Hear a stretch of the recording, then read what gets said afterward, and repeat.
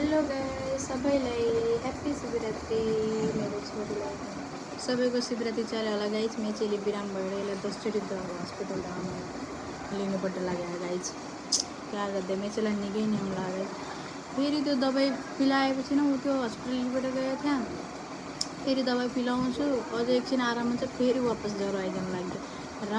हिजो रातभरि ज्वरो आएर अब अहिले फेरि दोस्रो हस्पिटल लिएर जान आउँदाखेरि केही परेशान गरेछन्। क्या भन्ने देखो गाइज, अहिले मेचेली सुतेकी थियो दबाई खाएर। हामीले हस्पिटलबाट ल्याइसकेको थियो गाइज, दबाई खाएर सुतिसकेको थियो। दबाई गरेर ल्याएँ।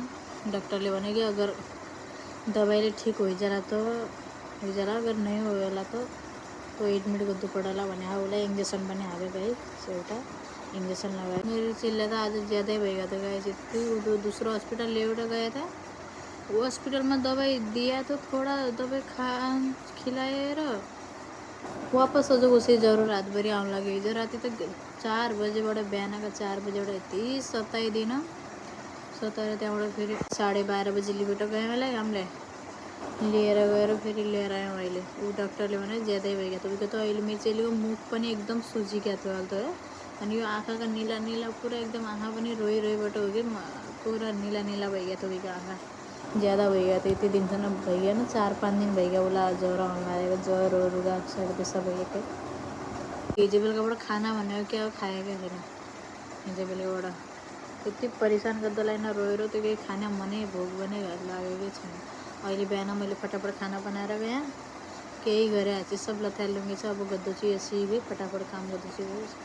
यति परेशान गर्दैछ न बिराम भएपछि क्या भन्ने। सितिमिति निकै नै होइन। अब इंजेक्शन हाले तो थोड़ा निको होइजाला सायद मान्न लागेछु।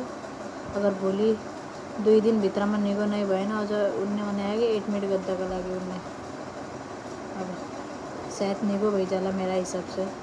इंजेक्शन लगाए अहिले दबाई पनि खिलाएर मैले थोड़ा खाना खिलाएर उसलाई सुताइदिएको गाइज। यो साग पालङ और हाम्रा घर क्या भन्न छन् फर्सी और पालङ को मैले कापो बनाया था। यति निको भएको थियो।